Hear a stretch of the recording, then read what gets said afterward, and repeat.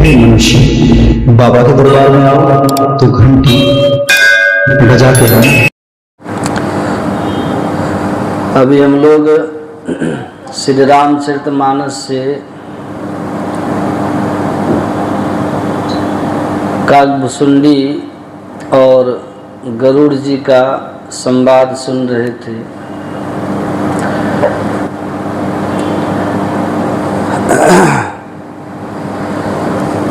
निज अनुभव मैं कहूँ खगेशा, काकभुसुंडी जी अपना अनुभव सुना रहे हैं।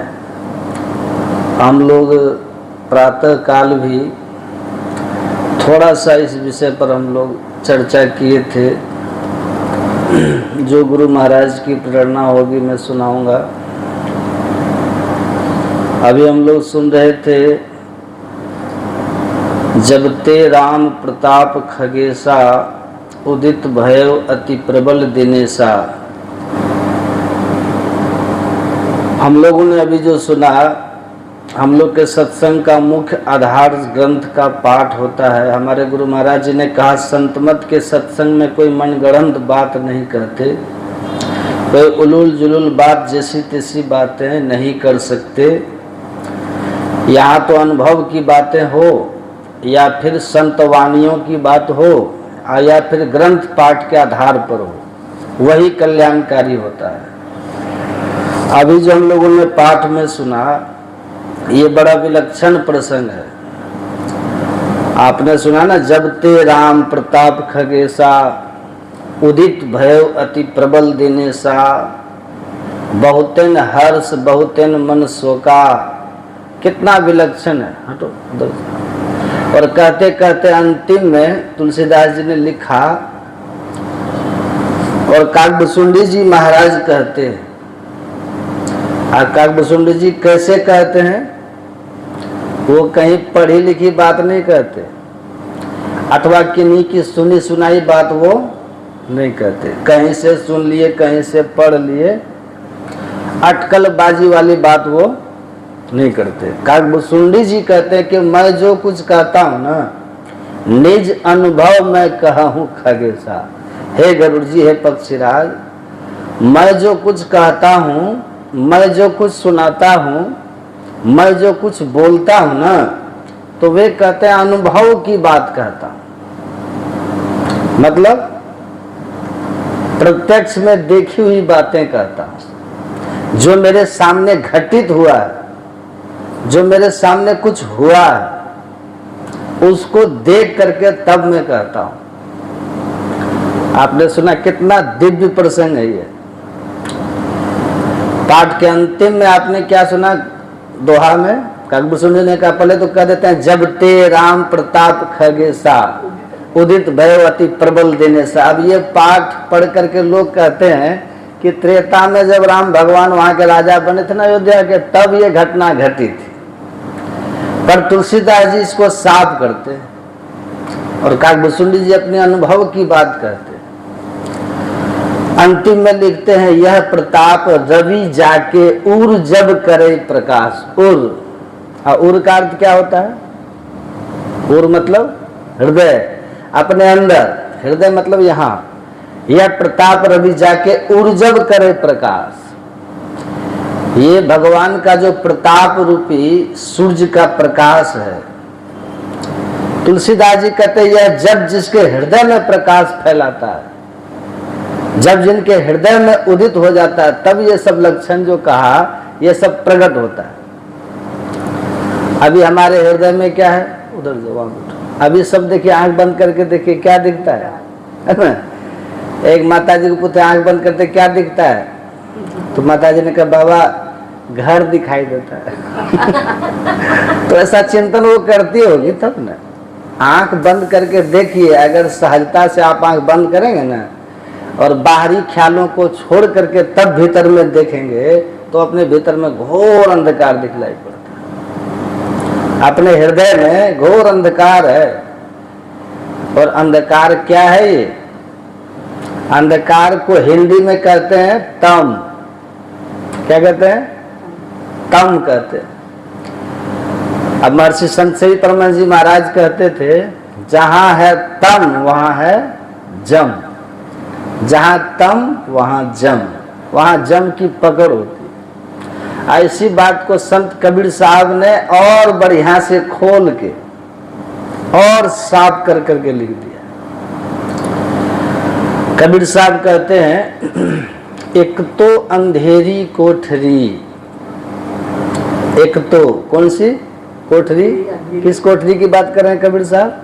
तो कबीर साहब थोड़ा खुलासा करके, नैनों की करी कोठरी अपुतली पलंग बिछाए, मतलब ये आंखों की पुतली को बिछाइए, आंख को बंद करिए, पलक को, यही नैनों की कोठरी बन जाएगी। और तब देखिए भीतर में क्या दिखता है, हाँ अंधकार दिखता है ना। वही कबीर साहब कहते हैं, एक तो अंधेरी कोठरी अता में दियना न बाती हो।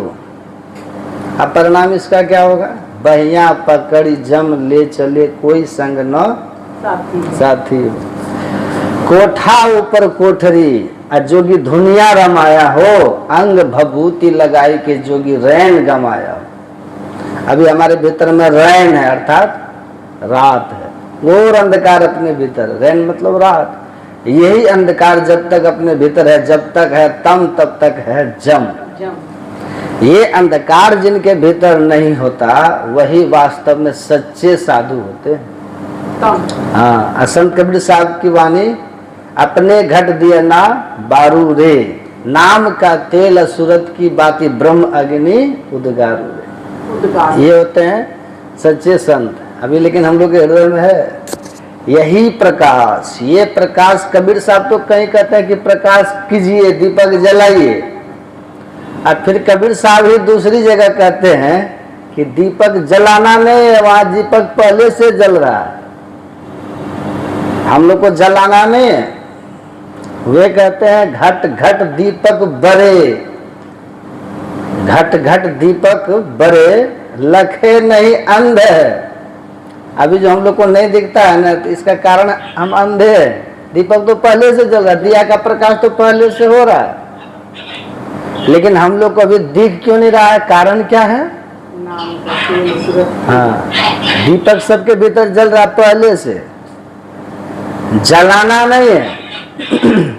लेकिन अभी जो हमारी स्थिति है ना, हम नीचे फिसल गए, हम एकदम बिल्कुल ऊपर से नीचे आ गए। जहां पर दीपक जल रहा है, जहां रहने से वो प्रकाश मिलता है, हम उससे बहुत नीचे उतर आए, एकदम बिल्कुल निम्न स्तर में आ गए, जिससे ज्यादा नीचे कोई उतर ही नहीं सकता। इतना नीचे हम लोग, उतना नीचे हम आ गए। इसी को हमारे सदगुरु महाराज जी कहते हैं, तू उतरी प्रयोग, उतर गए हैं। कहाँ? तो तम में, घोर अंधकार, इससे नीचे कुछ है ये नहीं। सबसे नीचे अंधकार ही है, सबसे नीचे अंधकार, और सबसे ऊपर क्या है? प्रकाश। सबसे ऊपर में निशब्द है, सबसे नीचे अंधकार और सबसे ऊपर निशब्दम परमम पदम। निशब्द में कौन रहते हैं? ईश्वर परमात्मा। परमात्मा है वहां सबसे ऊपर, ऊंचा महल वो सबसे ऊंचा है। हम कहाँ हैं? हम लोग अभी कहाँ हैं? हम लोग सबसे बिल्कुल नीचे स्तर में। अपने भीतर तो ये प्रकाश है, पहले से जल रहा है। कबीर साहब कहते हैं, घट घट दीपक बरे, पहले से जल रहा है। घट घट दीपक बरे, लखे नहीं, अभी दिख नहीं रहा है। क्यों? कारण क्या है? तो अंध है। अभी हम लोग अंधा बने हुए, अभी अंधे हम लोग हैं। मतलब ये आँख खुली अभी नहीं है, जिनकी आँख खुल गई है ना, वही साधु संत होते हैं। इसलिए दरिया साहब कहते हैं, आप पढ़ेंगे, दरिया साहब कहते हैं, साधो सोई निर्मल गुण सारा, अब बारे दृष्टि करे उजियारा। बारे दृष्टि मतलब जो दृष्टि को खोले, जो दृष्टि का उन्मेष कर दे। अभी कबीर साहब कहते हैं, अभी हमको दिख क्यों नहीं रहा है? कारण क्या है? तो लखे नहीं, क्यों? तो अंध है, अभी अंधे बने हुए हम। ये जो दोनों आंख अभी देख रहे हैं ना, ये दोनों आंख से बाहर दिखता है। ये दोनों आंख रहने के बाद भी भीतर में घोर अंधकार अभी है कि नहीं? इससे बाहर दिखता है। भीतर जिससे हमें दिखता है वो आंख अभी हम लोग की बंद है। इसलिए सबके भीतर में दिया जल रहा है, दीपक जल रहा है, प्रकाश फैला रहा है, अभी दिख नहीं रहा है। घट घट दीपक बरे, लखै नहीं अंध है। तब लखत लखत मतलब जो देखने का अभ्यास करते हैं, जो देखने का प्रयास करते हैं, जो साधना करते हैं, ध्यान करते हैं, जो प्रैक्टिस में तत्पर होते हैं, तब देखते देखते कबीर साहब कहते हैं लखत लखत लखी पड़े। आप परिणाम इसका क्या होगा? कटे जम फंदा, जम का फंदा कर जाता। तो है तो सबके भीतर, पर अभी हम लोगों को दिख नहीं रहा है। क्यों? क्योंकि अभी बहुत नीचे हम लोग हैं। इतना नीचे हम हैं कि इससे ज्यादा नीचे कुछ हो ही नहीं सकता। हाँ, और इससे अंधकार में रह करके कोई अपने को बड़ा कहे, ये गलत बात। जब तक हम इस घोर अंधकार में है ना, तब तक कितना भी धन हो हम छोटे ही हैं, कितनी भी प्रतिष्ठा हो हमको मिल जाए तब भी हम छोटे ही हैं। अंधकार में रहते हुए कितनी भी जय जयकार हमारी होती रहे फिर भी हम छोटे ही हैं। इसलिए कबीर साहब कहते हैं कबीर सब जग निर्धना, यहाँ सब निर्धन है, सब गरीब है। कबीर सब जग निर्धना, धनवंता नहीं को, यहाँ कोई धनी है ही नहीं, क्योंकि सब वहां है जिससे नीचा कुछ हो ही नहीं सकता। वहां एकदम निम्न स्तर में, सबसे नीचे, और वहां पर हम लोग पड़े हुए हैं। और वहां क्या है? तो घोर अंधकार है। लेकिन काकभूसुंडी जी महाराज यहाँ क्या कहते हैं? हे गरुड़, मैं जो कुछ कह रहा हूं ना, अनुभव की बात कह रहा हूं और देखी हुई बात कहता हूं। अपने भीतर में राम प्रताप रूपी सूर्य है। हाँ, अपने भीतर में सूर्य का प्रकाश है। गुरु ज्ञान सूर्य रूप, उनकी ज्योति अनूप उर के नासे, तम कूप भजो साध गुरु। हम लोग भजन गाते हैं, सतगुरु महाराज जी लिखे। तो जो महापुरुष है वो प्रत्यक्ष में देखते हैं अपने भीतर में वहां प्रकाश है, वहां सूर्य है, लेकिन अभी तो दिख नहीं रहा है। कारण क्या है? तो काकभूसुंडी जी महाराज कहते हैं जब ते, ये देखिए अभी नहीं, अभी तो घोर अंधकार है। घोर अंधकार में क्या सब होता है? घोर अंधकार में घटना क्या सब घटती है पता है? पदावली में हमारे गुरु महाराज लिख दिए, कितना बढ़िया लिख दिए। सदगुरु महाराज जी लिखे घट में तेरे घोर अंधेरा। अपने भीतर में जो घोर अंधकार है ना, ये क्या है? घट में तेरे घोर अंधेरा, सोई भरम को जामा हो। समझिए, इसी घोर अंधकार के चलते भ्रम है। हाँ, भ्रम क्या है? अंधकार में जब हम लोग हैं तो भ्रम है ना। तो क्या भ्रम है हम लोग को? कैसा भ्रम है? कैसा भ्रम है? तुलसीदास जी ने बहुत अच्छा लिखा। तुलसीदास जी कहते हैं ऐसा भ्रम अभी अपने भीतर में अंधकार के कारण है। क्या हो गया? तो तब उर कुमति बसे विपरीता, अहित अनहित जानहु रिपु रीता। तुलसीदास जी कहते हैं, विभीषण जी ने कहा है, उनकी वाणी है। विभीषण जी कहते हैं जब तक ये घोर अंधकार भीतर में है ना, तब तक कुमति रहेगी भीतर में। हाँ, कुमति का वास है। भगवान बुद्ध कितना अच्छा कहते हैं, कोनु हासो किमानंदो निच्छम पद जलिते सती अंधकारेन ओनद्धा पदीपंग नगवस्सता। भगवान बुद्ध कहते हैं अरे हंसी तुम्हारी कैसी है? क्यों ठहाका लगाते हो? क्यों खिलखिला करके हंसते हो? ये तुम्हारी खुशी कैसी? ये तुम्हारा आनंद कैसा? ये विषयानंद कैसा? तुम्हारे भीतर तो घोर अंधकार है। अंधकार में तुम पड़े हुए हो और अंधकार में तुम दुखों से जल रहे हो, अब फिर हंस रहे हो।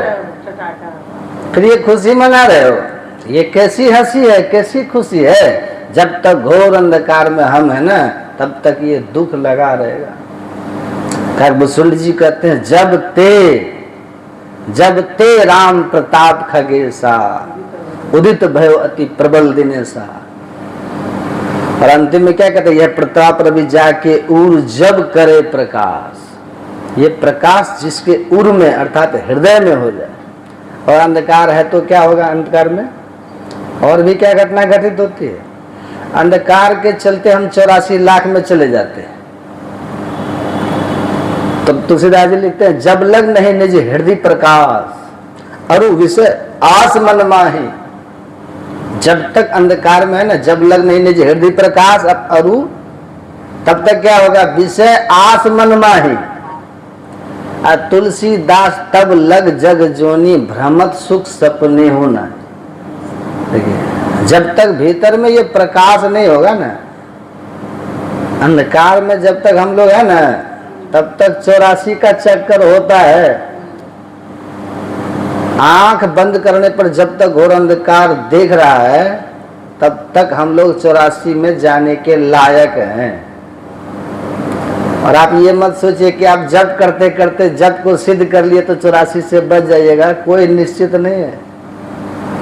बड़े बड़े जपी भी फिसल गए अंतिम में, जप करने वाले। जन्म जन्म मुनि जतन कराई, अंतराम कही आवत ने। अंतिम क्षण इतना पीड़ादायक होता है ना, बड़े बड़े मंत्र भी भूल जाते हैं लोग, याद उस समय नहीं आता। इतना कष्ट होता है, इतनी पीड़ा होती है अंतिम, क्या से क्या मन में बेचैनी, व्यथा, पीड़ा क्या क्या हो जाता है। और उसी व्यथा में जो याद करता है ना, प्रातः काल हम सुना रहे थे, प्रातः काल में बोल रहा था, भगवान शिव का कितना सुंदर वचन। भगवान शिव का वचन है, देहावसान समय चित्ते। देहावसान के समय चित्त में यद यद विभाव है, जो भावनाएं जीव करता है, तत्तदे भवे जीव तेव जन्म कारणम। भगवान शिव कहते जो भावना अंतिम में देह त्याग के समय जीव करता, उसी भावना के अनुरूप उसका जन्म हो जाता है। जब तक वो अंधकार है, जब करते हम अंधकार में नहीं करते हैं, जब मानस ध्यान भी करते हैं तो अंधकार में ही। लेकिन जिस दिन अपने भीतर में प्रकाश प्राप्त करने की साधना हम करेंगे ना, तुलसीदास जी वही कह रहे, जब लग नहीं हृदय प्रकाश। जब तक अपने हृदय में प्रकाश नहीं होगा, जब लग नहीं हृदय प्रकाश अरु, तो फल क्या होगा इसका? विषय आस मन माही। तब तक विषयों की आशा बनी रहती है। बढ़िया खाएं, बढ़िया पिए, बढ़िया देखें, बढ़िया सुने, बढ़िया चखें, बढ़िया छुएं, बढ़िया सूंघें। मतलब रूप रस गंध शब्द स्पर्श, इन पंच विषयों के प्रति बहुत आकर्षण बढ़ा रहता है। इसका फल क्या होता है? इसका परिणाम क्या होता है? हमारे गुरु महाराज जी इसका फल लिखे हैं पदावली में। हमारे गुरु महाराज जी लिखे हैं, यदि ऐसा रहा ना, विषय भोग मन ललची ललची धरे। ये विषयों के पीछे हमारा मन ललच ललच करके जाता है। अच्छा खाने के लिए मिले, अच्छा देखने के लिए मिले, अच्छा सुनने के लिए मिले, अच्छा छूने के लिए मिले, अच्छा सुनने के लिए मिले। यही तो 5 विषय है ना अपने यहाँ। ऐसी 5 विषय के पीछे हमारा मन पड़ा रहता है। अब देखिएगा, आप देख लीजिएगा, देखिए हमारे गुरु महाराज जी लोगों के भाव को लिखे, कितना बढ़िया। विषयों में ही मन लागे और सत्संग से हटी भागे। सत्संग से हट करके भागता जाता है। ये मन कहाँ कहाँ उड़ता रहता है, ये कहाँ कहाँ जाता रहता है, सत्संग से हटी भागे। अब गुरु महाराज जी कहते हैं, मोको करो सभागे, सत्संग में लगा दो। हे प्रभु, ये मन हमारा ऐसा है ना, ये मन विषय की तरफ दौड़ता रहता है। इसका फल क्या है जानते हैं? तो गुरु महाराज जी कहते हैं, विषय भोग मन ललची ललची धरे। फल क्या होगा इसका? जाए पड़े जम जेवा। जम के जेब में जाइएगा, मतलब जम पकड़ेगा। वही तुलसीदास जी कहते हैं जब तक ये अंधकार भीतर में ना, तो क्या होगा, विषय की आशा बनी रहेगी, और विषय की आशा रहेगी तो मन उधर दौड़ेगा, और जैसे मन उधर दौड़ा विषयों की तरफ, तो परिणाम ये होता है कि हम जम की पकड़ में चले जाते हैं। बस जम ऐसे ही पकड़ लेता है। और इसकी बड़ी बड़ी कथाएं हैं, आपको आश्चर्य लगे, ऐसे ऐसे साधकों की कथा शास्त्रों में जो अपने भीतर में इष्ट का मानस ध्यान हूबहू कर रहा है, दर्शन कर रहा है। हाँ, अपने भीतर में इष्ट का प्रत्यक्ष में दर्शन कर रहा है। ये काम, ये दोनों काम तो अंधकार में होता है, पर व्यर्थ नहीं है। ये दोनों काम किए बिना कोई तीसरी आंख को खोल ही नहीं सकता। सबसे पहले ये है, अति आवश्यक है मानस जप मानस ध्यान, पर बहुत लोग ऐसे हैं ना जिसका बस लक्ष्य यही है, उसका अंतिम पड़ाव यही है, उसके आगे नहीं बढ़ा। लेकिन हमारे गुरु महाराज का ये तो आरंभ की साधना है, ये जरूरी है, ये सहयोगी है, ये करना आवश्यक है। आप पढ़िएगा ना, रामचरितमानस सारस्वती में पढ़िए, टिप्पणी गुरु महाराज लिखे हैं, एक है ना चौपाई, श्री गुरु नखमणिगण ज्योति सुब्रत देवी दृष्टि होती है ना चौपाई, उसकी व्याख्या में टिप्पणी में गुरु महाराज लिखे हैं। क्या लिखे? अपने भीतर मानस ध्यान किए बिना कोई चाहे कि दृष्टि योग की क्रिया करने सफल हो जाए, ये पराधरती चहचुअन आकाशा की तरह संभव नहीं होगा। ये करना तो जरूरी है, मानस जप मानस ध्यान। इसलिए सिद्धांत सूत्र हम लोग के गुरु महाराज जी ने बना दिया। रोज हम लोग गाते हैं, क्या गाते हैं? रट्टा दिए हम लोग, रटते भी हैं। क्या गाते हैं हम लोग रोज? रोज गाते हैं प्रातः काल के स्तुति विनती में, गुरु जाप मानस, हाँ गाते हैं ना, जो गुरु जाप मानस ध्यान मानस कीजिए दृढ़ साध कर, इनका प्रथम अभ्यास कर। इसका अभ्यास पहले कर लीजिए। इसको निरर्थक मत समझिए, इसको व्यर्थ मत मानिए। ये आवश्यक है, ये व्यर्थ नहीं है, पर सब कुछ ये नहीं है। यही नहीं है सब कुछ, है आरंभिक है। ये करिए, इसका प्रथम अभ्यास कर। ये इतना अभ्यास हम करें कि अपने भीतर में मंत्र बिना प्रयास किए जपा चला जाए। हम नहीं चाहे तब भी मंत्र अपने भीतर हो, तब भी मंत्र जपा जाए, नहीं चाहे तब भी। कैसे जपा जाए देखिए, कबीर साहब ने कितना सुंदर कहा।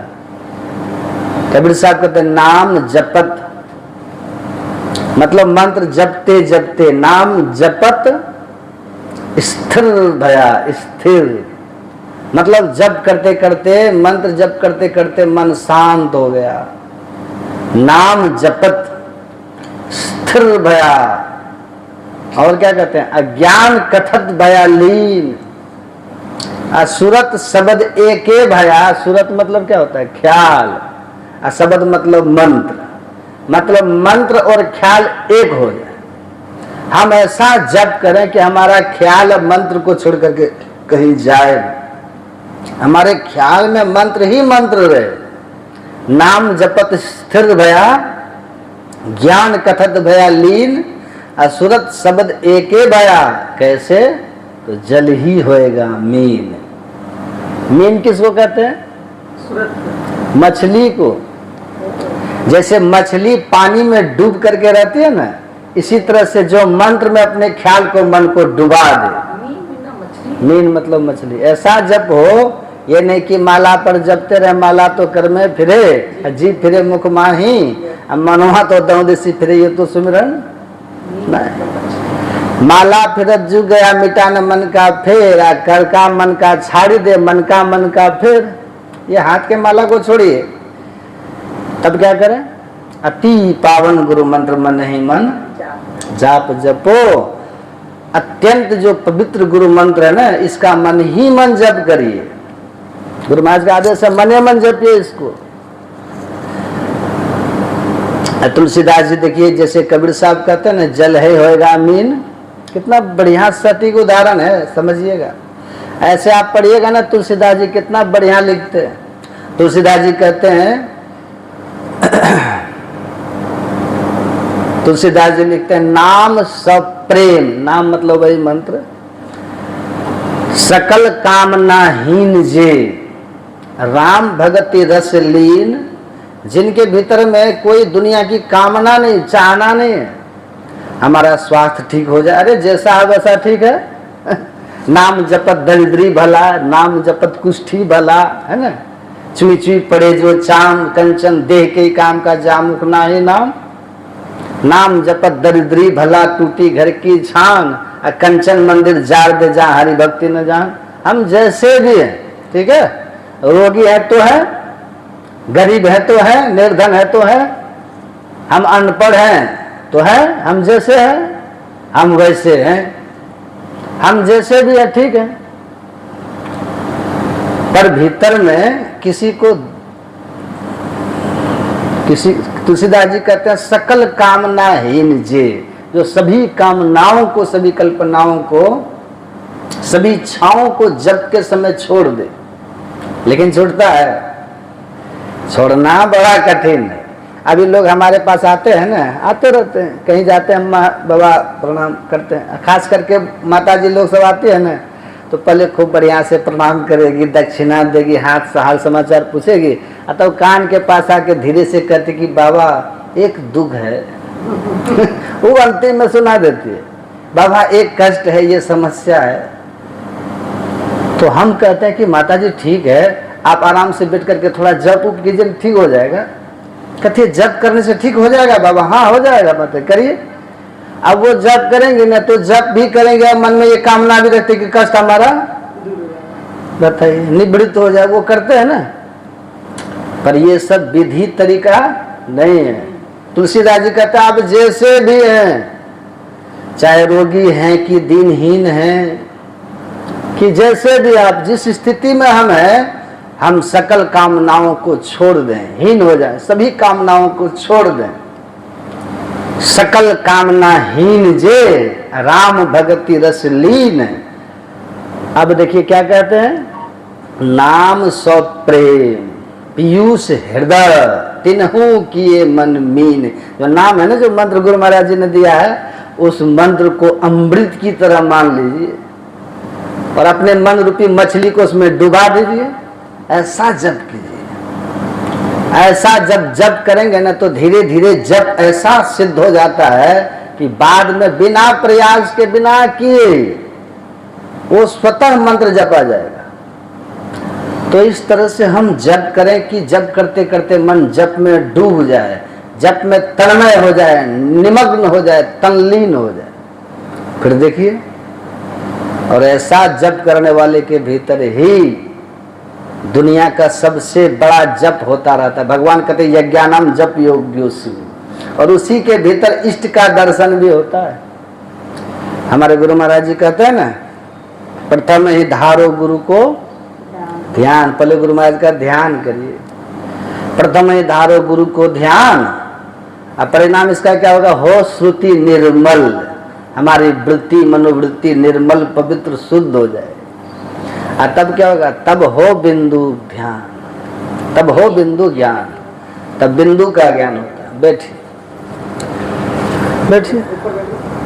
मतलब ये मानस जप मानस ध्यान व्यर्थ नहीं है, ये निरर्थक नहीं है, ये सार्थक है, ये सहयोगी है। आरंभ की साधना है, तो बिंदु का ज्ञान हो जाएगा।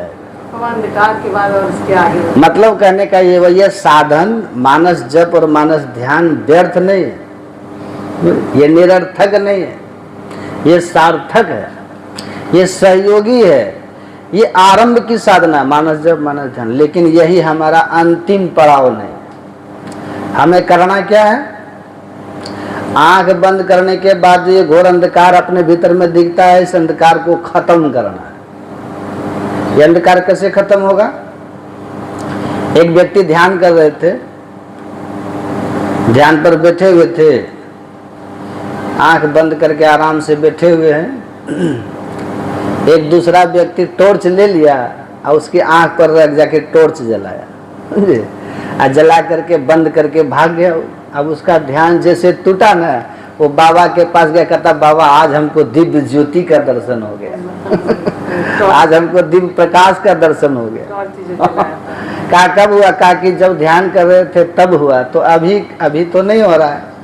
कहा तब वो दिव्य प्रकाश नहीं हुआ। एक बार जिनको दिव्य प्रकाश का दर्शन हो जाता है ना, तो फिर वो स्थिर रहता है। अगर असली दिव्य प्रकाश का दर्शन हो जाए, ब्रह्म ज्योति का दर्शन हो जाए, वो कभी खत्म नहीं होता। यही तो बात है। एक बार किसी को अपने भीतर में दर्शन हो, वो कभी खत्म नहीं होता। आप पढ़िएगा मैत्रेयी उपनिषद। मैत्रेयी उपनिषद के ऋषि कहते हैं, हृदयाकाशे चिदादित्यः सदा भासति भासति। सदा मतलब हमेशा, वो खत्म ही नहीं होता। फिर कबीर साहब कहते हैं, 12 मास बूंद जहां बरसे, प्रकाश की बूंदे, प्रकाश की वर्षा सदैव अपने भीतर होना, वहां होना शुरू हो जाता है। एक बार तो हो, लेकिन ये अंधकार का नाश होना बड़ा कठिन है। अंधकार को खत्म करना बड़ा कठिन है। क्यों कठिन है? अंधकार को संत कबीर साहब कहते हैं, पढ़ेंगे उनकी वाणी में, कबीर साहब कहते हैं, बांका पर्दा खोली के सन्मुख ले दीदार। बांका का मतलब क्या होता है? बांका कठिन, बांका मतलब कठिन। कबीर साहब कहते हैं, आंख बंद करने के बाद जो अपने भीतर में घोर अंधकार दिखता है ना, ये बांका पर्दा है। ये अंधकार रूपी पर्दा, बांका पर्दा, मतलब इस पर्दा को खोलना बड़ा कठिन है। हाँ, ये बड़ा कठिन है। बांका मतलब कठिन, टेढ़ा, वक्र, ये भी होता है, टेढ़ा भी होता है, वक्र। जिससे पर्दा को खोलना, जिस पर्दा को तोड़ना बड़ा कठिन है। इसी बात को संत गुरु नानक साहब कहते हैं, घट घट अंतरी ब्रह्म लुकाइया, घट घट ज्योति सबाई। अपने भीतर में, सबके भीतर में ज्योति है, सबके भीतर में ब्रह्म है, पर दिख क्यों नहीं रहा है? तो वज्र कपाट लगा हुआ। घट घट अंदरी ब्रह्म लुकाइया, घट घट ज्योति सबाई। अब वज्र कपाट, सबके भीतर जो वज्र कपाट। वज्र करने का भाव क्या? जैसे वज्र होता है, जैसे वज्र कठोर कठिन होता है ना, अछेद अगाह्य, जैसे वज्र कठोर होता है, ऐसे भीतर का जो ये अंधकार है, ये वज्र की तरह, ये जल्दी टूटता नहीं, ये जल्दी खत्म नहीं होता है। और इसको और खूब बढ़िया से समझने लायक बना करके हमारे गुरु महाराज जी कितना बढ़िया सुंदर, आप पढ़िएगा, पदावली में पढ़ लीजिए। और हम लोग भजन भी गाते हैं, सबके सब सत्संगी पूरा झुमझुम के भजन गाते हैं। कौन भजन है वो? गुरु खोलिए ब्रज कपाट। गुरु खोलिए, हाँ, अनेक भजन। गुरु खोलिए वज्र कपाट, अंधेरी। देखिए, हे गुरु महाराज, इस वज्र कपाट को खोलिए जो बांका पर्दा है, जिसका खोलना बड़ा कठिन है, उसको खोलिए। प्रार्थना करते हैं हम लोग, गुरु खोलिए वज्र कपाट। क्या है वो? है क्या? खुलासा देखिए, अंधेरी सन्मुख की। अपने भीतर जो सामने घोर अंधकार है ना, ये वास्तव में यही है वज्र कपाट। गुरु खोलिए वज्र कपाट, अंधेरी सन्मुख की। हे गुरुदेव, हमारे भीतर जो वज्र कपाट लगा हुआ है ना अंधकार का, इसको कृपा करके आप खोल दीजिए। ये बड़ा कठिन है, इसको खोलना बहुत कठिन है। और एक संत अपने यहाँ हुए ना, तुलसी साहब तो कहते हैं समशील नील। शील मतलब क्या होता है? पत्थर। शील मतलब पत्थर। और सम मतलब, सम का बहुत अर्थ में एक अर्थ होता है कठोर, अभेद्य। अपने भीतर जो है ना समशील, बड़ा एक कठोर पत्थर को क्या कहते हैं रामायण में? नीलगिरी पर्वत। गिरी सुमेरु उत्तर दिशि दूरी, नील शैल सुंदर भूरी। तो घोर अंधकार जो अपने भीतर में है, तुलसी साहब कह रहे हैं कि समशील मतलब बड़ा कठोर पत्थर है, इसका तोड़ना बड़ा कठिन है। आप भले बुलडोजर से मकान ढन बना दीजिएगा, लेकिन अंधकार टूटेगा? ये अंधकार को तोड़ने का बाहर में कोई मशीन बना ही नहीं है। और जब तक ये अंधकार टूटेगा नहीं, जब तक ये अंधकार मिटेगा नहीं, तब तक हम नहीं चाहने के बाद भी गलती करते रहेंगे, हमसे भूलें होती रहेंगी, भ्रम बना रहेगा, हम हित को अहित समझेंगे, मित्र को शत्रु समझेंगे, हमारे भीतर कुबुद्धि का वास होगा, कुमति का वास होगा, और सबसे बड़ी बात क्या है, हम जम के फंदा में पड़े रहेंगे। इसको तोड़ना जरूरी है, पर तोड़ना बड़ा कठिन है कि? पर हम लोग क्या सोचते हैं, दीक्षा लेते हैं और 2 दिन ध्यान पर बैठे, कहाँ कुछ दिखाई पड़ता है और उधर से कहते हैं सब कुछ खाओ पियो, 3 बार भगवान को जगा दो, बेड़ा पार, तो कहते हैं वही सस्ता होता ही नहीं है, तो वो सस्ता उधर चलो। अब उधर फिर जो न सो खाते हैं, जो न सो करते हैं। एक को हमने कहा कि कब जगते हैं, कहा कि बाबा हम सवेरे जग करके ध्यान करते हैं, जगाते भोला बाबा को। कब जगते हैं, तो सवेरे। तो कितने बजे, कहा बजे बताइए ना, कहा 8 बजे। अपना जगता 8 बजे, तब कहता जागवा महादेव, तो वो सो रहे थे क्या? भोला बाबा सोते हैं। अब देखिए सत्संगी सब उधर भाग रहे। अपने सत्संगी भी जो बरसों के हैं, हमने देखा 40 साल के दीक्षित व्यक्ति रामपाल में चला गया। 40 साल का, आश्चर्य लगता है, रामपाल में चला गया। 40 साल का दीक्षित व्यक्ति सद्ज्ञान को छोड़ करके, सही ज्ञान को छोड़ करके, कल्याणकारी ज्ञान को छोड़ करके ब्रह्म में चला गया। अब दूसरे को भी ले जाने का प्रयास कर रहा हो। देखिए कितना कठिन है। जिसका तोड़ना कठिन है, जिसके लिए गुरु महाराज जी प्रार्थना कर रहे हैं, गुरु खोलिए वज्र कपाट। कबीर साहब कहते हैं बांका पर्दा खोल के, खोलिए बांका पर्दा है। बड़े बड़े खोलने की बात कर रहे हैं। हम चाहते हैं दीक्षा लें, अब बस 2 महीना में प्रकाश हो जाए, तो संभव है? आप पढ़िए, हमारे गुरु महाराज जी की जीवनी पढ़िए। एक पुस्तक है, उनका नाम है महर्षि में ही चरित्र चिंतन पुस्तक है। उसमें लिखा है, जब गुरु महाराज जी गए ना परम संत बाबा देवी साहब के पास, बाबा देवी साहब ने कहा था, लाला मैं तुमको सूरत शब्द योग की साधना बता देता हूं, पर अभी करना मत। पहले 10 साल तक तुम खूब दृष्टि योग की साधना करना। 10 साल, पहले 10 वर्ष तक खूब दृष्टि योग की साधना करना, उसके बाद ये नादानुसंधान करना। और सुनो, मैंने इस साधना को 32 साल किया है। हाँ, आप विचार कीजिए, जिस साधना को परम संत बाबा देवी साहब 32 साल किए हो, और सदगुरु महाराज जी से कहते हैं कि तुम 10 साल कम से कम करना। हम वो साधना चाहते हैं। एक व्यक्ति ने कहा, स्नान करके आया, अब पत्नी से कहता देवी भोजन लगाओ, जरा ध्यान करके आते हैं। ये ध्यान से वज्र कपाट खुलेगा? गुरु महाराज जी कैसे ध्यान करते थे? जीवनी उनकी है, जीवनी। धरारा में जमीन खोद करके, हाँ मिट्टी खोद करके कुआं बना करके, कुआं में बैठ के ध्यान करते थे। हाँ, महीनों ध्यान किए, और इतना बैठते थे कुआं में, पीला पड़ गया था। गुफा तो वहां थी नहीं, तो कुआं खोद करके, अब मिट्टी में उस कुआं में बैठते बैठते गुरु महाराज जी का पूरा शरीर ही पीला पड़ गया, हड्डी हड्डी दिख रही थी। एक फोटो भी है, पीला पड़ गया से। तब उनको बाबा साहब करेंगे तुम 10 साल करना, 10 साल। हम 10 दिन में चाहते, 10 महीना में चाहते, कैसे संभव होगा? मिटा दे अपनी हस्ती को अगर कुछ मर्तबा चाहे, कि दाना खाक में मिलकर गुले गुलजार होता है। ऐसा यदि कोई करे तब, जो अपनी मर्जी अपनी इच्छा को छोड़ दे, बस अपनी इष्ट के अनुकूल चलने लग जाए, अपने सदगुरु के अनुकूल चलने लग जाए।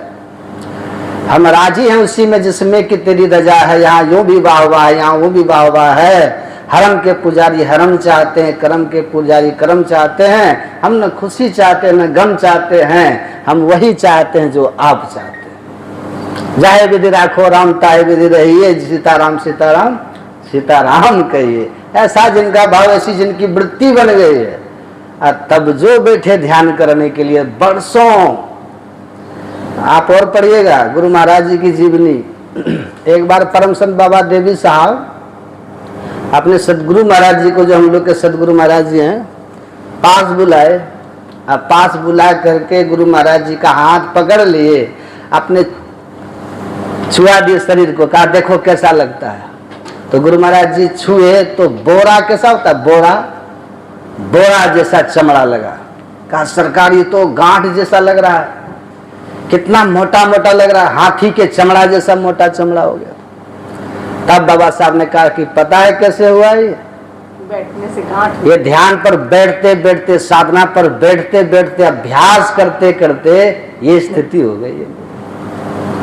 और अभी तो हम लोग 1 घंटा बैठना पहाड़ लगता, कठिन, हम लोग नहीं बैठ पाते। इसलिए हमारा जो ध्यानाभ्यास होता है ना, कहीं भी जो हम लोग लगाते हैं तो ब्राह्म मुहूर्त में सीधे 3 से 5 करवाते हैं। ब्राह्म मुहूर्त में जिसका अभ्यास नहीं वो भी बैठ जाता है आराम से, रात भर सो के उठता है ना, सो के उठते हैं, थोड़ा आराम रहता है रात भर। जैसे सुबह उठे आराम से 2 घंटा वो बैठ सकता है, उस समय अच्छा लगता है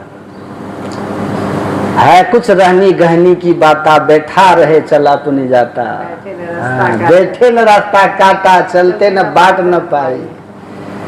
जो बैठे रहते हैं उसको रास्ता मिल जाता है, और जो हिलडोल करते रहते हैं, कभी यहाँ कभी वहाँ, कभी इधर कभी उधर, कितना तो मत ही बदल लेते, कितना पंथ ही बदल लेते, उसको कभी कुछ मिलने वाला नहीं है।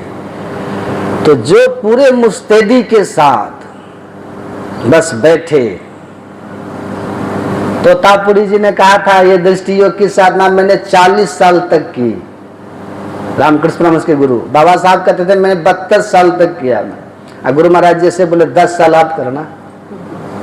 तो अभ्यास करना पड़ता है। बैठते बैठते हमारे गुरु महाराज जी कहते हैं बैठिए, कैसे बैठिएगा, अंधकार कैसे मिटेगा। एक पक्षी का नाम लिए गुरु महाराज जी पदावली में, पक्षी का, कौन पक्षी का नाम लिए? एक पक्षी का नाम लिए, चातक पक्षी का नाम लिए। ध्यानाभ्यास करो सद सद ही चातक दृष्टि बनाई हो। ये जो तुलसीदास जी लिखते हैं ना, काकभूषण जी महाराज जो कहते हैं ना कि जब ते राम, ये जब के पहले से भूमिका है। हाँ, यह प्रताप रवि जाके उर जब का मतलब क्या होता है? पहले बहुत कुछ, पहले बहुत बेलना पड़ेगा, पहले बहुत उसकी भूमिका तैयार करनी पड़ेगी, बहुत कुछ करना पड़ेगा। हमारे गुरु महाराज जी कहते हैं चातक बनना होगा। चातक, ध्यानाभ्यास करो सद सद ही, कैसे? चातक दृष्टि बनाई हो। आप चातक पक्षी को देखिए, चातक एक पक्षी होता है, वो बस एक ही काम है उसका। तुलसीदास जी और बढ़िया से इस बात को, जब राम भगवान गए थे ना महर्षि वाल्मीकि के यहाँ, तो राम ने वहां पर महर्षि वाल्मीकि से पूछा था कि हे महर्षि, हमें 14 साल तक वन में रहना, कई हम कहाँ रहें, स्थान बताइए। तब महर्षि वाल्मीकि ने कई 14 स्थान बताया, उसमें एक स्थान जो बतलाया महर्षि वाल्मीकि, कहा था लोचन चातक जिन करी राखे, हे राम रहे दरस जलधर अभिलाखे। रही दरस जलधर, जलधर मतलब बादल, वो बादल की तरफ एक तक देखते रहता है चातक। रही दरस जल, हाँ, निधरही सरित सिंधु सरभारी, और रूप बिंदु जल हो ही सुखारी। जो चातक पक्षी है ना, वो आप देखिएगा एक टक आकाश की तरफ देखता रहता है, बादल की तरफ देखता रहता है। कितने ही वर्षा वो अन्य जो ऋतुएं, जो मौसम होता है ना, अन्य ऋतुएं अथवा अन्य जो नक्षत्र होता है, उस नक्षत्र का पानी नहीं पीता है। स्वाति नक्षत्र का जब एक बूंद उसके मुंह में जाता है, बस वो तृप्त हो जाता है। एक बूंद से फिर वो मतलब 12 महीने उसमें चलाता है। हाँ, तालाब का तिरस्कार कर देता है, नाला का तिरस्कार कर देता है, दुनिया का सभी पानी का तिरस्कार कर देता है। गुरु महाराज यही करे, चातक की तरह यदि कोई बन जाए, और चातक की तरह बन करके तब यदि कोई ध्यान लगावे, लोचन चातक जिन करी राखे, ध्यानाभ्यास करो सद सद ही चातक दृष्टि बनाई हो। अब क्या होगा? तब देखिए क्या कहते हैं, लखत लखत लखत लखत छवि बिंदु प्रभु की ज्योति मंडल धसी धाई हो। अब लखत लखत देखते देखते हम जो अपने भीतर में देखेंगे तो क्या होता है उसको समझ लीजिए। ये तो एक कहानी बता रहे हैं माध्यम से विषय गंभीर रहस्य को समझाने के लिए। ऐन महल पट बंद के, गुरु महाराज कहते हैं, ये भजन है ना पदावली में, ऐन महल पट बंद के चलू सुखमन घाटी हो। आंख बंद करके सुखमना में चलिए। सुखमना कहाँ है? सुखमन घाट में चलिए। ये जल्दी नहीं होता कि नहीं को। तो दूसरी जगह फिर हमारे गुरु महाराज कहते हैं, गुरु की शरण गहु धन धन गुरु कहु, आ सुखमन सुरत समाई। कैसे? धन धन गुरु के शरण गहु धन धन गुरु कहु। और आगे क्या है? ये वाला भजन याद है? सुखमन सुरत समाई तीसर तिल, है ना, हेरहू रे की। ये वाला भजन याद। हाँ, जो वहाँ हेरते, हेरना मतलब क्या? खोजना, हेरना। अब है कहीं खोजिएगा कहीं तो मिलेगा, है कहीं आप खोजते हैं कहीं, सुई वाला काम। हाँ तो मिलेगा। कोई खोजते हैं यहाँ पर, यहाँ पर, यहाँ कभी मिलेगा? ये कितना विचित्र शब्द है। लाइन बोली ना, एक लाइन। हाँ, सुखमन सुरति समय तीसर तिल हेरहू, हेरिए किधर है? उसको खोजना पड़ेगा, हेरना पड़ेगा। अब वस्तु कहीं ढूंढे कहीं, कहीं भेदी आवे हाँ, तो कह कबीर तब पाइए जब भेदी लीजिए साथ। सत्संग योग। हाँ, इसका यदि कोई भेद बजाने वाला हो जाए कि कहाँ पर हम देखें, कैसे हम देखें, तब इसलिए कबीर साहब कहते हैं, न जोगी जोग से ध्यावे और न तब से देह जरवावे, सहज में ध्यान से पावे। कब? सूरत का खेल जेही आवे। अपने भीतर में सूरत को कैसे लगाना है, वृत्ति को कैसे लगानी है, दृष्टि को कैसे लगानी है, ये भेद जो ठीक ठीक जान लेता है, समझ लेता है, और तब सही स्थान पर जो अपनी वृत्ति को लगाता है। नहीं तो कोई कहीं लगाता तो कोई कहीं लगाता है। हमारे गुरु महाराज कहते, दृष्टि युगल कर अंगुल द्वादश पर दृढ़ थिर धरु ठहराई। आंख बंद करिए अपने भीतर और 12 अंगुल की दूरी पर देखिए। अब कैसे नापिएगा 12 अंगुल? वहां फीता घुसेगा? कैसे आप नापेंगे 12 अंगुल? यही है गुरु युक्ति, यही है गुरु भेद। इसी को बोलते हैं सूरत का खेल। यह जानता कोई राजदान, गुरु की शरण जो ली, इनके सिवा न आन जो मदमान चलन ली।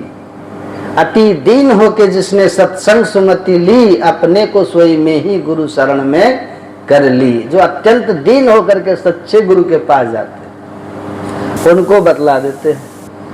एक बूढ़ी माताजी की सुई खो गई, सुई, एक बूढ़ी माताजी की सुई खो गई। सुई तो छोटी होती है ना, पतली बारीक होती है।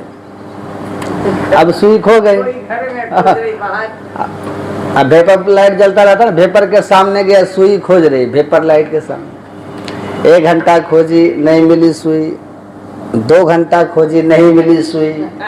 कितना घंटा बीत गया, तब भी ढूंढ ही रही है, तब भी नहीं मिली सुई। अब उधर से 4-5 युवक आ रहा था। युवकों ने देखा कि बूढ़ी माताजी है, यहाँ रात में जब सब सो रहे हैं, तब ये पता नहीं ये क्या खोज रही है।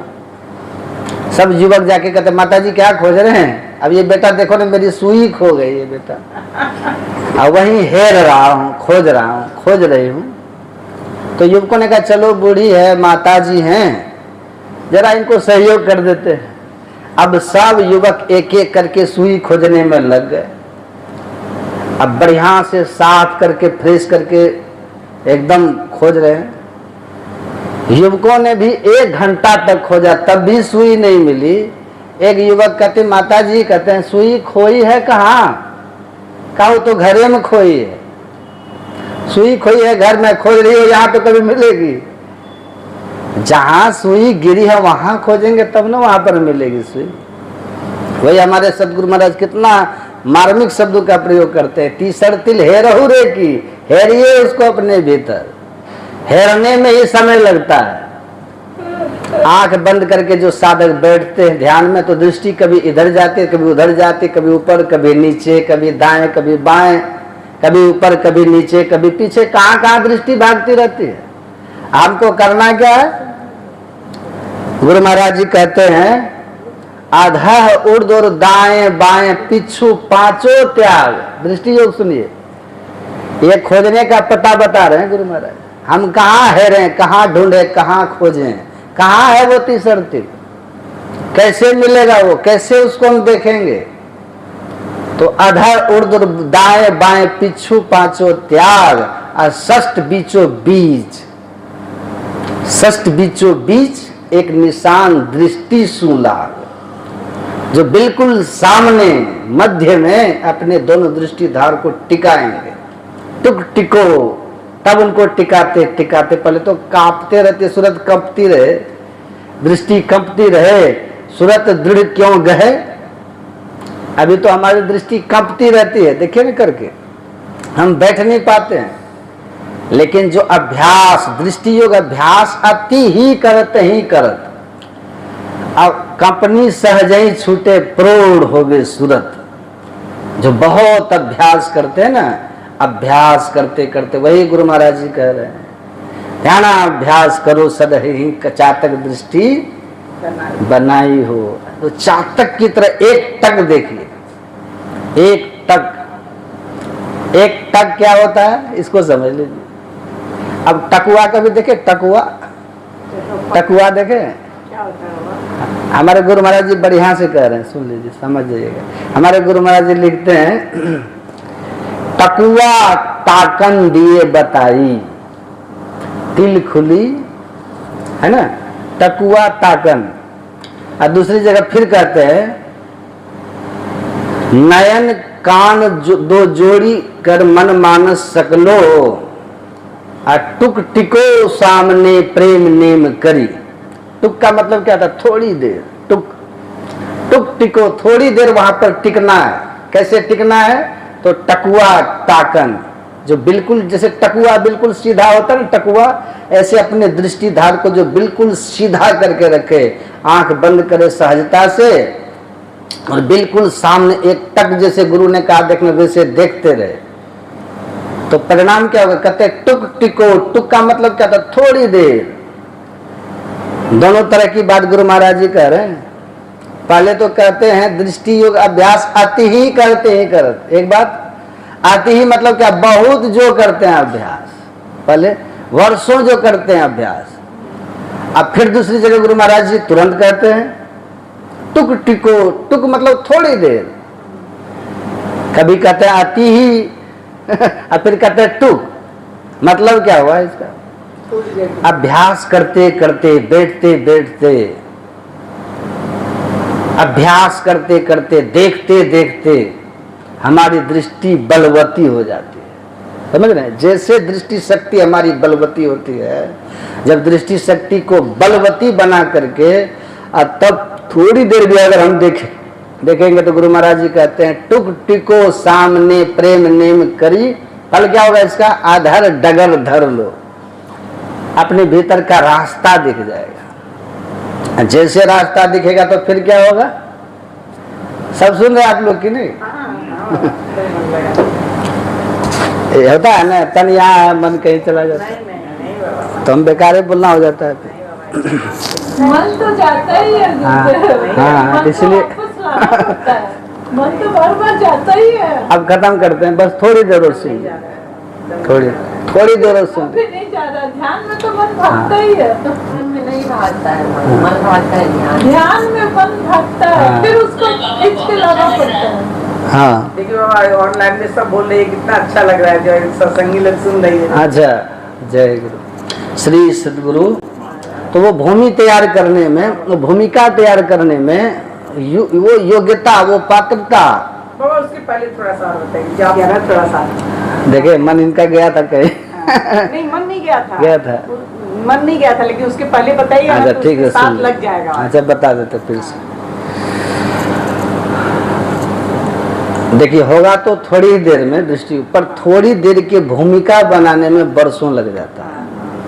वो भूमि तैयार करना, वो भूमिका तैयार करने में वो योग्यता, वो पात्रता धारण करने में हमको बरसों लग जाता। लेकिन जब पात्रता आ जाती है, योग्यता हमारे भीतर आ जाती है, तो फिर जैसे बैठिएगा ना, बस हमारे गुरु महाराज जी कहते हैं, सुखमनिया में मोरी नजर लागी, अगल बगल कहूं दृष्टि न डोले, सन्मुख बिंदु पकड़ लागी। इसका फल क्या होता है? ब्रह्म ज्योति खुल गई अंतर में, अनिशी अंधियारी हदस भागी। ऐसा, लेकिन इसको करने के लिए सबसे पहले एक आसन से कम 3 घंटा बैठना पड़ेगा। अभ्यास। बाबा हम तो एक आप पढ़िए सत्संग चौथा भाग में हमारे गुरु महाराज जी लिखते हैं, किसी भी आसन से साधक को देर तक बैठना चाहिए। देखिए, ये नहीं कि 10 मिनट ये आसन से 10 मिनट से वो आसन से, ऐसा नहीं, एक आसन पे बैठता है। जो आसन में बैठते वही आसन में हमेशा भोजन भी करिए, वही आसन से बैठ करके सत्संग भी सुनिए, उसी आसन से बैठ करके हमेशा, और ध्यान तो करिए ही। ऐसा करते करते बैठते बैठते आप देखिएगा, धीरे धीरे आपका आसन ऐसा सिद्ध हो जाएगा, आप घंटों बैठिएगा, कहीं कोई दर्द नहीं, वही कोई परेशानी नहीं हो, बैठे रहिए। जो बहुत देर तक बैठते हैं, बस बैठते बैठते अभ्यास करते करते धीरे धीरे, हमारे गुरु महाराज जी तो रात और दिन कुआं खोद के गुफा को वहां बैठते थे, रात दिन बैठे रहते थे। जो सेवक होते थे ना, सहयोगी उनके, वो बना करके कुछ बांध करके जाके पेड़ में टांग देते थे। जब कभी गुरु महाराज जी निकलते थे तब वही खा के फिर से घुस जाते थे। आप उनकी जीवनी तो पढ़ी। ऐसी से कल्याण होगा, इसी से यही उपाय है। लेकिन ये कहने में थोड़ा कठिन है, पर वास्तव में है बड़ा सरल। कहने में कठिन, ये जो सुनाते हैं ना, सुनाने में कठिन लगता है, लेकिन जब आप करेंगे ना तो करने में तो बस अभ्यास में शुरू से सुख मिलना शुरू हो जाता है। तभी तो रोज हम लोग गाते हैं, रोज गाते हैं, रटा दिए गुरु महाराज जी, बिंदु ध्यान विधि और नार ध्यान विधि, सरल सरल, बहुत सरल है ये। सुनने में कठिन लगता है, लेकिन जब आप बैठिएगा ना, थोड़ा शुरू में कठिन लगेगा, पर धीरे धीरे बैठते बैठते आप देखिएगा, आप इसके बिना रह ही नहीं पाइएगा। फिर आप छुप छुप करके बैठिएगा, रात में झकझक करके बैठिएगा, इसके बिना रहा ही नहीं जाएगा आपको। अभ्यास तो पहले बने। देखते हैं, खैनी खाने वाले छुप छुप के खैनी खाता है कि नहीं है? बीड़ी पीने वाले को आप देखिए, वो सिगरेट पीने वाले, कितना सत्संगी भी बीड़ी पीता है, सिगरेट पीता है, कितना दीक्षा लेने के बाद सत्संगी तो छुप छुप के सिगरेट पीता। आश्चर्य है, हम देखे कितने को आश्चर्य लगता है। उसको ऐसी आदत पड़ जाती है, ऐसा उसको अभ्यास हो जाता है, वो छोड़ ही नहीं पाता। वो छुप करके खैनी खाएगा, छुप करके बीड़ी पीता है। तो जब वो अभ्यास करते करते खैनी को नहीं छोड़ पाता, बीड़ी को नहीं छोड़ पाता, आप ये छोड़ पाइएगा कभी? एक बार अभ्यास तो बने। खैनी का आदत में, बीड़ी की आदत में तो हरासमेंट भी होता है, वो तो दुर्गुण है। खैनी आपको कटु लगेगी खाने में, बीड़ी तो हृदय को, बीड़ी तो धुआं हृदय जला देता है, फेफड़ा को जलाता है। आप थोड़ा बैठ करके तो देखिए, अभ्यास करके तो देखिए। जैसे अभ्यास आप कीजिएगा शुरू से ही, जैसे थोड़ा सा भी जब बनेगा वहीं से सुख मिलना शुरू हो जाता है, जब से। इसलिए हमारे गुरु महाराज जी कहते थे, संत मत का ज्ञान नगद सौदा है। नगद सौदा किसको कहते हैं? इस हाथ से पैसा दीजिए, इस हाथ से सौदा लीजिए, मतलब तुरंत बैठिए, तुरंत सुख पाइए। चलत पंथ सुख होत महा है। चलत मतलब चलते, बड़ा सुखद है। इसलिए हम लोग रोज गाते हैं, बिंदु ध्यान विधि, नाद ध्यान विधि, सरल सरल जग में प्रचारी। और आपको पता है अपने यहाँ का सबसे मुख्य ग्रंथ कौन है? हम हिंदुओं का सबसे मुख्य ग्रंथ, सबसे श्रेष्ठ ग्रंथ गीता को कहते हैं, भगवत गीता। गीता में आप पढ़िए, भगवान कृष्ण इसके लिए क्या कहते हैं? इसके लिए जो भगवान कृष्ण ने जो शब्द का प्रयोग किया है ना, भगवान कृष्ण कहते हैं, सुसुखम कर्तुम अव्ययम। तत्प्रत्यक्षावद्यमम। भगवान कृष्ण कहते हैं ये ऐसा काम है, ये दृष्टि योग की साधना, ये ध्यान योग। भगवान कृष्ण कहते हैं सुसुखम, सुखम में सु लगा होगा। अब देखिए मतलब क्या, बहुत सुखपूर्वक करने योग्य है, बहुत सुखद है। हल जोतना बड़ा कठिन है, दुकान चलाना भी कठिन है, लेकिन ध्यान करना बहुत आसान है। आराम से चलते फिरते कंबल बिछाइए, कंबल नहीं तो गद्दा बिछा लीजिए, मसहरी लगाइए, पंखा चलाइए या फिर कूलर चला दीजिए, एसी चला दीजिए, पर आराम से बैठिए। कमर दर्द करे तकिया लगा लीजिए। अब इससे अच्छा आसान क्या होता है? हमने बिस्तर लगाया, कंबल बिछाया, गद्दा हमने बिछाया, मसहरी हमने लगा ली, पंखा हमने चला लिया, अब आराम से बैठना ही तो है। ये कैसा है? भगवान कहते सुसुखम, करने में बहुत सुखद है, बहुत आसान है, लेकिन हम इसको सुन सुन करके जो भारी समझ लिए ना, इसलिए बैठना ही नहीं चाहते। जिन ढूंढा तिन पाइया गहरे पानी बैठ हैं, मैं अभागन डूबन डरी रही किनारे बैठ। तो जो पहले डर जाते हैं ना, उसको कुछ नहीं मिलता। जो अभ्यास में लग जाते हैं, थोड़ा कठिन भी है तब भी जो बैठते हैं, अभ्यास करते करते धीरे धीरे इतना सरल हो जाता है। फिर आप रास्ते चलेंगे ना, दृष्टि योग वही हो ही जाएगी। रास्ते चल रहे दृष्टि योग वहीं पहुंच जाएगी, वहीं आप रास्ते चलते रहेंगे और अनुभूति भी जारी रहेगी।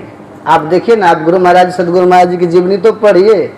आपने सदगुरु महाराज जी को भोजन करते करते समाधि लगती थी, सदगुरु महाराज जी को रास्ते चलते चलते समाधि लग जाती थी, है ना। तो अभ्यास इतना प्रखर, वो तो परमात्मा उनकी तो बात है, इनकी अलग है, पर ये सहज हो जाता है। फिर कोई कष्ट भी नहीं होता है, फिर देह में कितना भी आदि व्याधि रोग कुछ भी नहीं होता है, वो हमेशा सुखद स्थिति में रहते। इसलिए कहते हैं बहुतेन हर्ष बहुतेन मन शोका, हम हर्षित हो जाएंगे और जो हमारे भीतर विकार जो दुर्गुण है ना, सब दुखित हो जाएंगे। पाप रूपी उल्लू भी कहाँ छिपेगा पता ही नहीं चलेगा। मत्सरमान, अभी कितना ईर्ष्या की भावना सबके भीतर है, कहिए कि ईर्ष्या की भावना रहती है सबके भीतर। दूसरों की वृद्धि को हम देखना नहीं चाहते, दूसरे की उन्नति को हम सहन नहीं कर पाते, ये सब तो दुर्गुण है। मत्सर मान मोह मद चोरा, इनकर हुनर न कबनी ओरा, विविध कर्म गुण काल स्वभाव, ये चकोर सुख लह ही न काहो। ये सब खत्म हो जाता अपने भीतर और हम बिल्कुल निर्मल स्वच्छ पवित्र हो जाते। पर केवल बिंदु ध्यान से ऐसा नहीं होता। बिंदु ध्यान से प्रकाश में हम जाएंगे, चंद्रमा का दर्शन साधक को होता है, सूर्य का दर्शन होता है। त्रिकुटी महल चढ़ दुर्गम गुरुगढ़, जहां ब्रह्म दिवाकर रूप गुरुधर करे परम प्रकाश, वहां त्रिकुटी मंडल में गुरु महाराज ही सूर्य के रूप में प्रकाशित होते हैं, उन्हीं का प्रकाश स्वरूप है। रोज हम लोग आते हैं तुमरे ज्योत स्वरूप और रूपा, वही त्रिकुटी महल से आगे जो साधक बढ़ जाए ना, शून्य धसीय श्रुति शब्द समझते हो, वहीं पर शब्द की प्राप्ति हो जाती है। पहले मिलेगा अनहद शब्द, आदो जगत ही जीतो, है ना, मध्य मर्दल घंटा, ऐसे शब्द है। ये तरह तरह का शब्द अपने भीतर सुनिएगा। वहां क्या वो भजन है ना, वो ईश्वरी सार शब्द को आप पा लीजिएगा, और सार शब्द जैसे ही मिल गया बस ईश्वर का दर्शन, यही तो है। तो जबते राम प्रताप खगेशा उदित भगवती प्रबल देने सा, ये दृष्टि योग की साधना से सफल होता है, संभव होता है। तो हम लोग मानस जप भी करें, मानस ध्यान भी करें, ये आरंभिक साधना इसको खूब बढ़िया से करें, लेकिन साथ साथ दृष्टि योग की साधना बड़ी मुस्तैदी के साथ करें।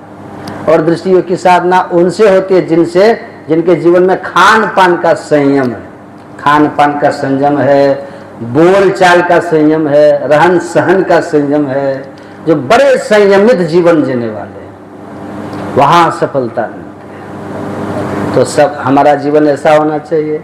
और हमारे पूज्य माता जी, बिना माता जी किशन बाबू के आवास में हम लोग सत्संग देखते हैं, इनका कितना सादगी जीवन हम लोग देखते हैं इनका।